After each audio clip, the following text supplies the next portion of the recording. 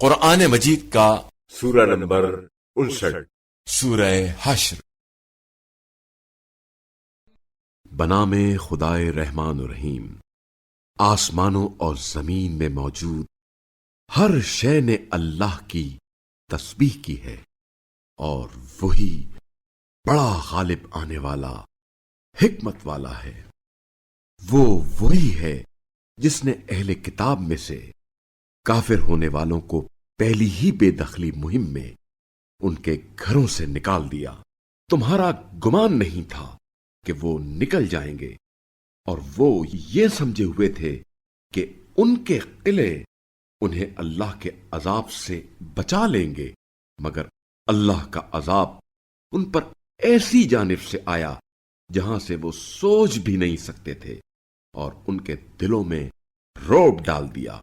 وہ اپنے گھروں کو اپنے ہاتھوں اور مومنین کے ہاتھوں سے اجاڑ رہے تھے۔ بس اے بصیرت رکھنے والو، عبرت حاصل کرو۔ اور اگر اللہ نے ان پر جلا وطنی لکھ نہ دی ہوتی تو انہیں دنیا میں ضرور عذاب دیتا، اور آخرت میں تو ان کے لیے ہے ہی جہنم کا عذاب۔ یہ اس لیے ہے کہ انہوں نے اللہ اور اس کے رسول سے دشمنی کی، اور جو اللہ سے دشمنی کرے تو اللہ یقیناً سخت عذاب دینے والا ہے۔ تم لوگوں نے کھجور کے جو درخت کاٹ ڈالے یا انہیں اپنی جڑوں پر قائم رہنے دیا، یہ سب اللہ کے حکم سے تھا، اور اس لیے بھی تاکہ فاسقین کو رسوا کیا جائے۔ اور ان کے جس مال غنیمت کو اللہ نے اپنے رسول کی آمدنی قرار دیا ہے، اس میں تمہارا کوئی حق نہیں، کیونکہ اس کے لیے نہ تو تم نے گھوڑے دوڑائے اور نہ اونٹ، لیکن اللہ اپنے رسولوں کو جس پر چاہتا ہے غالب کر دیتا ہے، اور اللہ ہر چیز پر خوب قادر ہے۔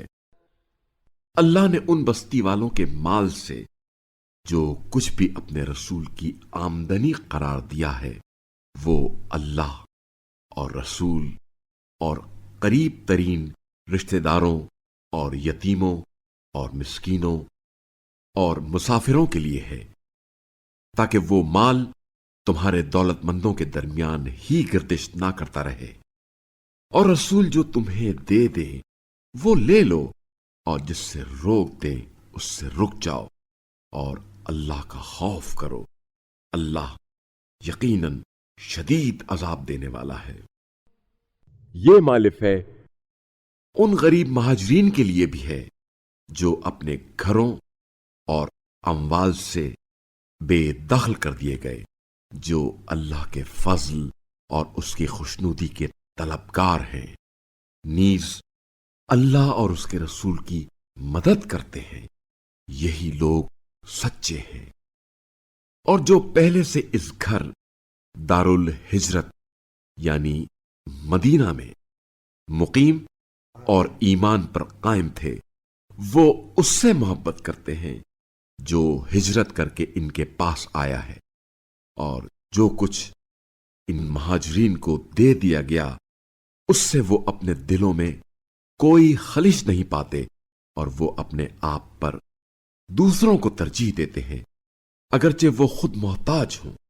اور جو لوگ اپنے نفس کے بخل سے بچا لیے گئے ہیں، بس وہی کامیاب لوگ ہیں۔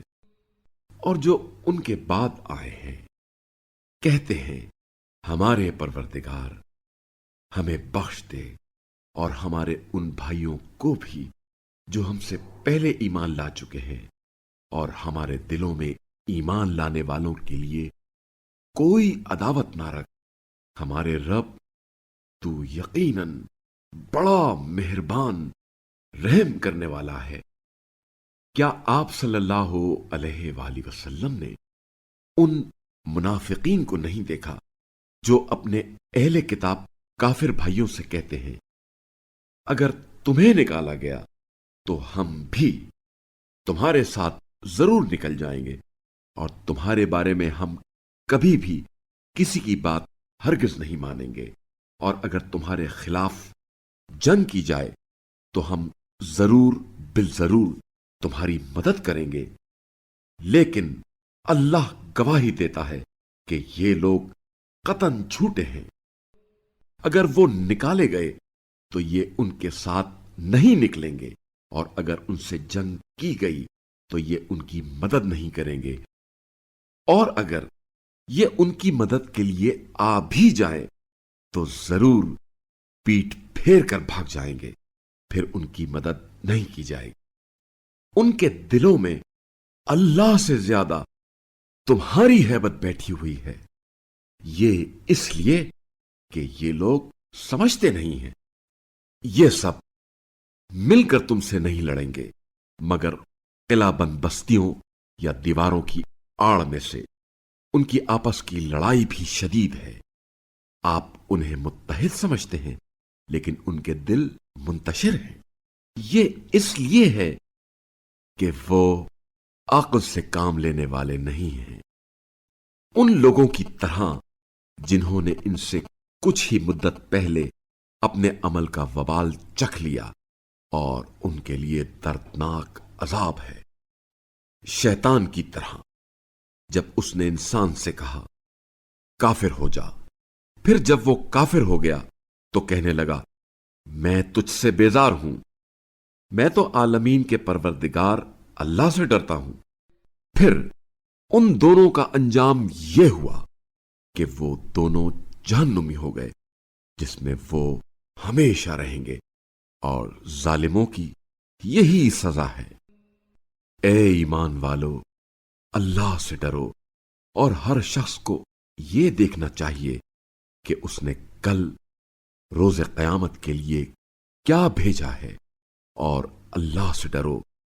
جو کچھ تم کرتے ہو اللہ یقیناً اس سے خوب باخبر ہے۔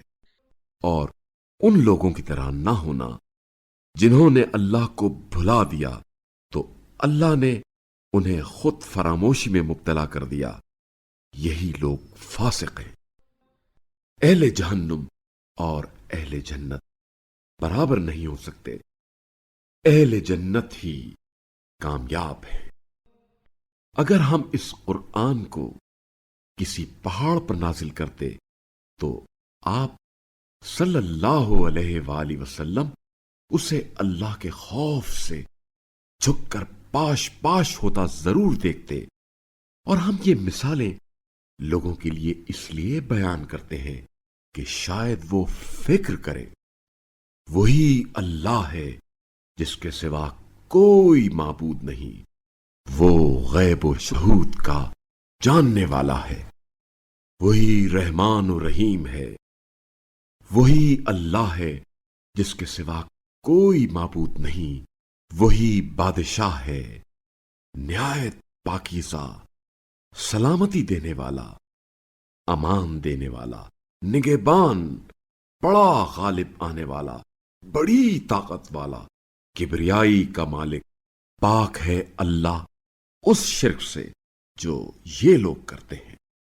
وہی اللہ ہی خالق، موجد اور صورتگر ہے، جس کے لیے حسین ترین نام ہے۔ جو کچھ آسمانوں اور زمین میں ہے سب اس کی تسبیح کرتے ہیں، اور وہ بڑا غالب آنے والا، حکمت والا ہے۔